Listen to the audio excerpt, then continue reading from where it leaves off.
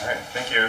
Thank you so much, Kathy. Great for having us. Oh, sure. And letting us Yeah, why don't you sit use your Saturday. I appreciate your time, everybody. A little bit about this race. You know, there's two candidates. There's two open seats on the board, so we hope you'll vote for both of us. There's room for both of us.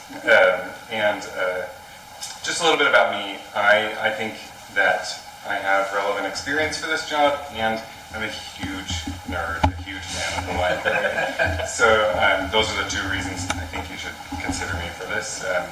I've been a social worker for 10 years. I worked for health and welfare in the state government. Now I work in healthcare, one of the most litigious fields, and I've been on a bunch of committees and work groups and done things like this before, but never as a volunteer. So I think my experience will help us keep the library out of trouble and protect it from liability. And my motivation for running is to try and preserve the library. I want it to be available for everyone and to be a staple in our community forever, right? So just a little bit about me. I grew up in Utah, but I've been in Idaho 20 years now. I married a woman from Idaho, so now I'm a native. Not quite. But getting a library card is the first thing I do every time I move, and I studied there as a student, and my kids grew up going to story time and spilling glitter at the library instead of at my house. And we do the summer reading program and the World Music Celebration at the Lake Hazel Library. The librarians there all know us by name and, reserve books for my kids that they know they would like, and it's an important part of our life. So I want to see that continue. So thank you for your consideration. I'm Johnathan Baldauf. I'm running because I kind of see the library as a key to a number of things in our community. Number one is it's kind of that third space that allows us to have a place that isn't work, it isn't home, but it's somewhere where we can go and enjoy our time and meet people, maybe knit, maybe they have a program where you can talk. If you're learning to read as a young person, you can talk to a dog and have a service animal that you can read to. And I think those kind of programs, on top of the resources they provide, the Lake Hazel, all the branches have Wi-Fi hotspots that can rent out to people if they need internet for a bit. They have sports equipment. If you want to go snowshoeing, you can check those out and try those things out. And then that might lead to a lifelong passion. So hopefully it's a lifelong passion of learning and reading, but there's more to that. And I think those keys unlock a lot of doors, allowing people to have success over the long term. And I think that's incredibly important to have a system like that that's protected. I'm also an attorney, so I think I fit the job well. I'm a strong First Amendment advocate. I don't like people telling other people what they can think and believe and read. And I don't take kindly to the legislature meddling with you also agree, meddling with our libraries. And I appreciate the ability, as Travis was saying, to think about things, think through how is this going to affect our library, how is this going to affect what's going on, and do we need to take a strong stance and tell someone to kick rocks, or do we need to consider changing things? And how do we recruit new volunteers to the library? How do we make sure that we have all the community connections that we need to have going from there? And I think that's a lot of those things tie in well. And also, like Travis, I'm a big old nerd. I grew up in the library, as a latchkey kid, so I'd go find a corner, find a book, and sit down and read. And I want to make sure that my children, my grandchildren, have that opportunity as I age. I don't have grandkids yet. So, with that, and I'm sure Ken knows this especially, you guys, there's an ask to all these things. And we are always asking for your time and always asking for your money.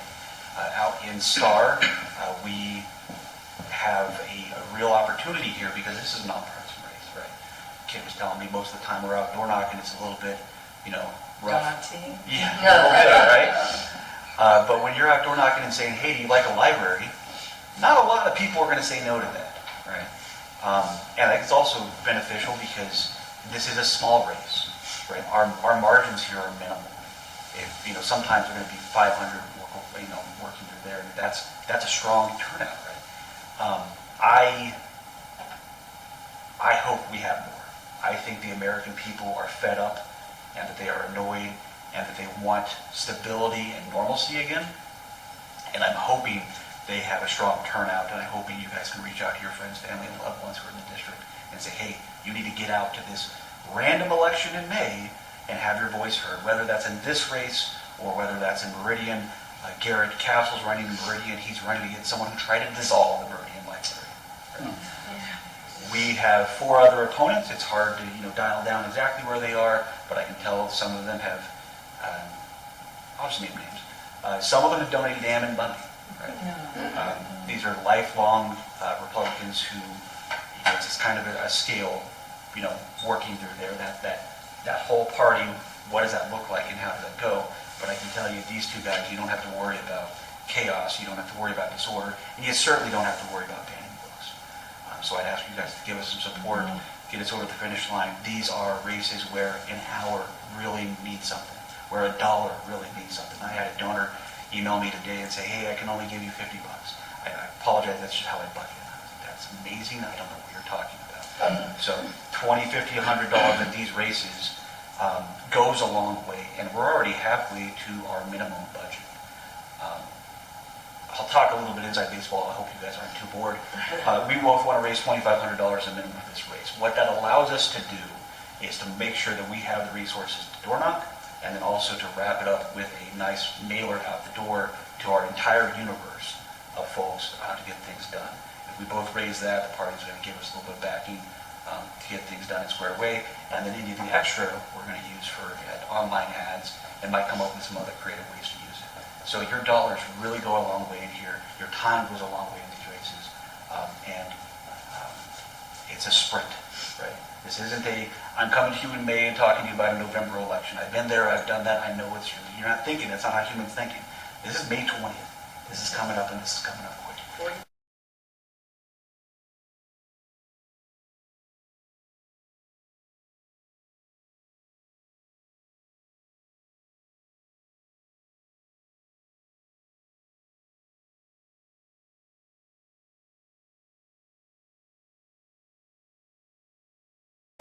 Any help you guys can provide, let us know.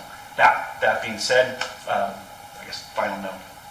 Travis, I think, was born to do this. I ran a candidate, some of you know, a county-wide race last year. There were some learning curves. There were some things kind of figure out, how do you do these, how do you do things. Kelsey, my campaign manager, was killing it the entire time. She learned a lot and learned a lot quickly. Coming into this race, we have those skills, we're going from there. Travis and his wife have absolutely been knocking it out of the park.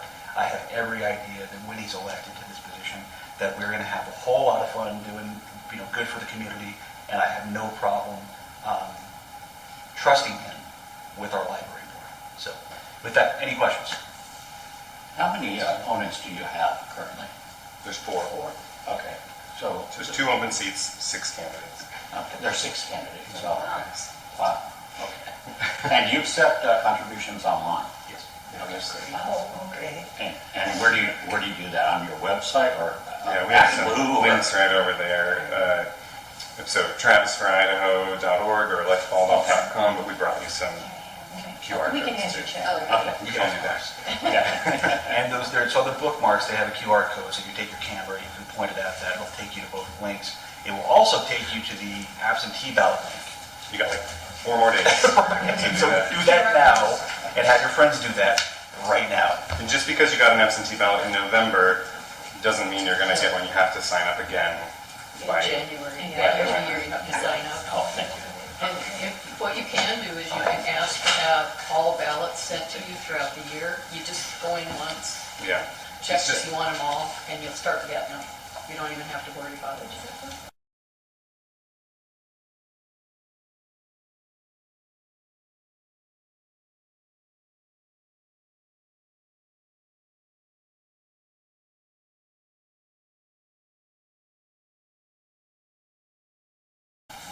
Do the absentee ballot thing. It's fabulous. Save you some time, and then you don't have to worry about, wait, is it election day? It's May 19th, it's May 21st, what is it? It's May 20th. What's going to happen is when you go door knocking, there's going to be a lot of people like, what? It's an election? Hello? Yeah, and that's That's critical to get the word out that, yes, please, you need to vote May 20th. Yeah, I think 2 years ago, 16% of people voted or of registered voters voted in the May election. So It gets crazy. And it's a weird district. I think Travis has a map around here somewhere. Yeah, it's a very large district. There are islands in this district, which is kind of rare.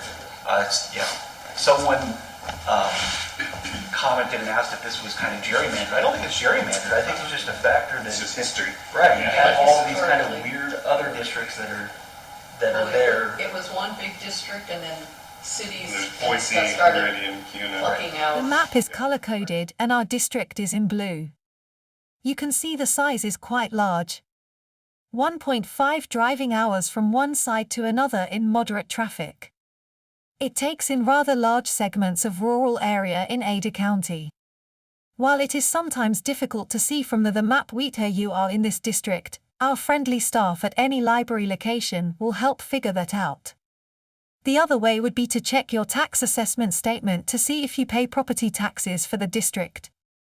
You would see Ada Community Library on the list of taxing districts. The other question I have is that as you have looked at past minutes of past meetings, are there decisions that you would have made differently and why?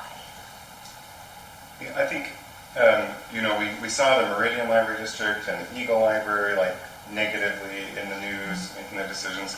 A couple years ago, the Ada Community Board quietly banned a few books without public comment, without proper notice for the meeting, and they later rolled that back, and I think that was kind of embarrassing, and the community reacted to that. And so, let's not do that again.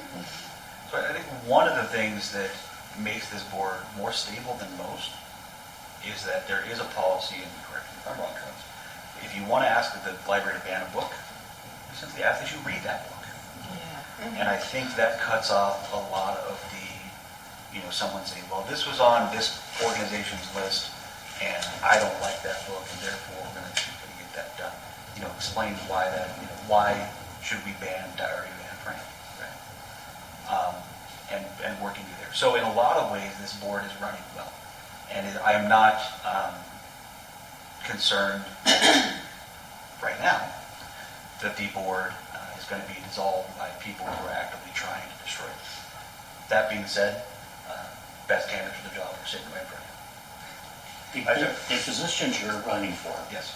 are they vacant, coming up vacant? Yeah. Or is there somebody who's running again? They're vacant. So who's leaving, or is Carol and Carol Melody, is- are they all leaving? Carol is not running. Carol and Melody. And Melody. Melody's already resigned, and Carol's not running for re-election. Which is the one that was appointed, who ran against Mary Ann Saunders, but then was appointed to the board? Who was that? Melody. Melody. She's not running. Yeah. Okay.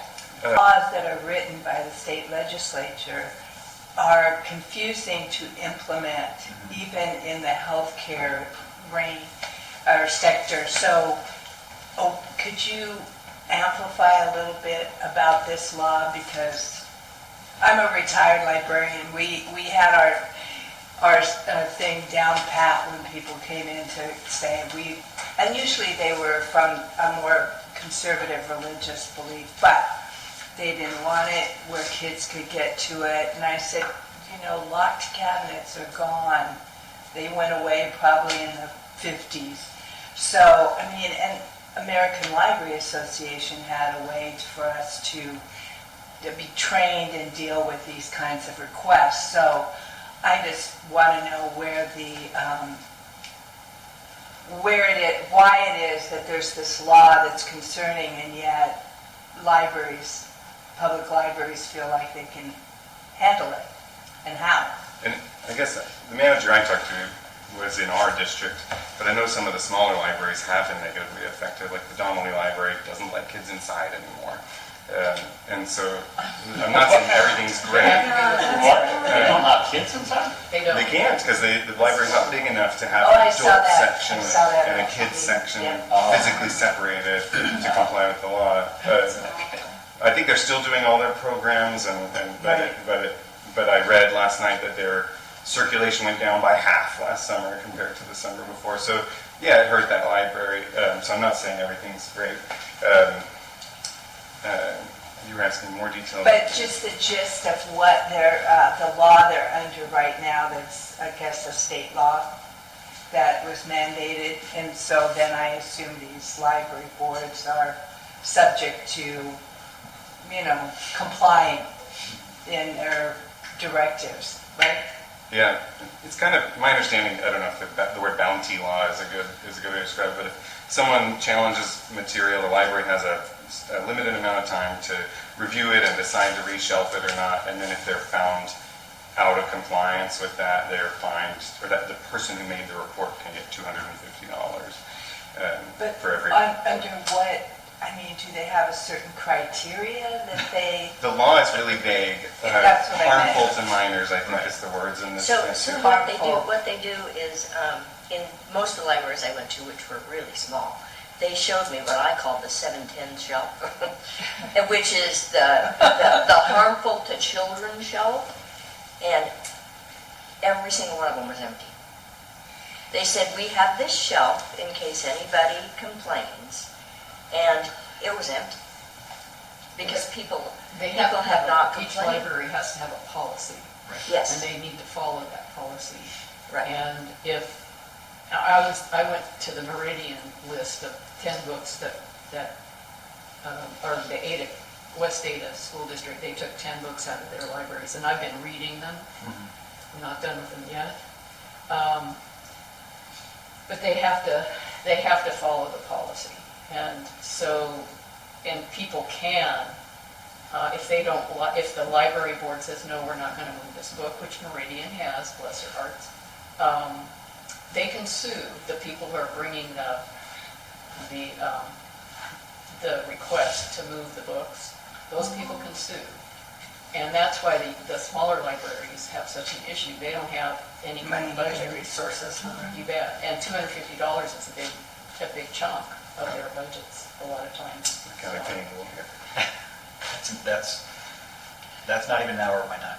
You know, I would say just let that sleeping dog lie. I would not raise this at all, because the libraries they're implementing it. they're figuring it out? Yeah, they're figuring it out. Yeah. So I wouldn't say repeal 710 would be a plank.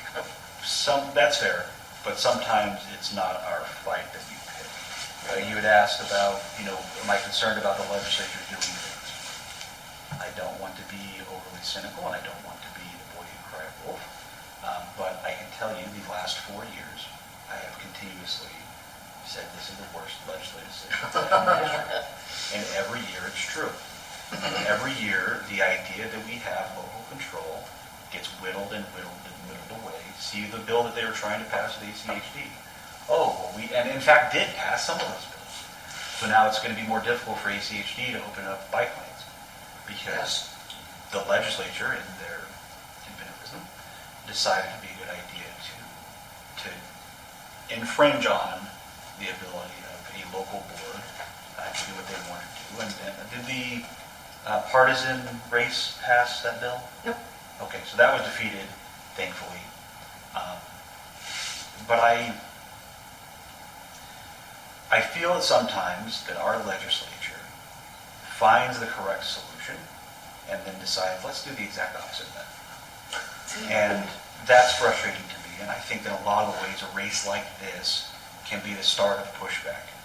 Because in my mind, because humans, we're horrible about thinking about next week, much less months, much less years down the road. In my mind, this race is one of those races where we kind of man the barriers, hold steady, and then hopefully come November, and then come next year, we're able to reverse the tide and push back against some of these things. That's why I was saying I want to have a lot of turnout for these races. Because the moment we have 10,000 people come out in a race where they've never had anywhere near that amount, or double our normal turnout, is the moment that people start paying attention. You start to see things like in Wisconsin. People start to pay attention to that, right? Wisconsin happens, Elon comes and gives people $1 million and poisons the race, it seems. He seems to be a bit toxic. And suddenly he's on the outs. There are some soft power abilities still in play, and I think it's important that we use those. What are the board's responsibilities around nuisance lawsuits, which seems like that's going to be the next thing. What do you mean? I want a book banned, and God, I wish I could write a banned book. Wouldn't that be great? I have those skills. Somebody's up in arms because a librarian won't ban a book that this person hasn't read, and they're just doing it because they got time and wherewithal, and they get some publicity, and they get people up in arms, and it starts this snowball effect. I think the district has legal counsel. I don't know the trustees' role in that, but I'll have to learn. So, and just a general rule, the trustee's role is to be high level. So, what I would see if I had that situation, what I would see my role would be is first direct that to legal counsel, make sure that they have the information they need, and make sure that they, go to and do your job. But second, we had talked about a little bit of the role as being advocacy, right? Going out and recruiting people to volunteer, going out and making those connections in the community, going out and saying, hey, we need more donors to donate to the friends of the Ada County Library, because those, like our summer program is funded by donations. And getting the word out, hey, we need to get some money from there. So going out and expressing this is nonsensical to develop the public support and push back against those things. And then hopefully, again, push back and use that to leverage some legislative support to our libraries would be helpful. Thank you so much for coming to Star. We really appreciate it. We learned a lot about you and your vision, and we appreciate it. Yeah, Thank it's you. good. Thanks for having me. Very good.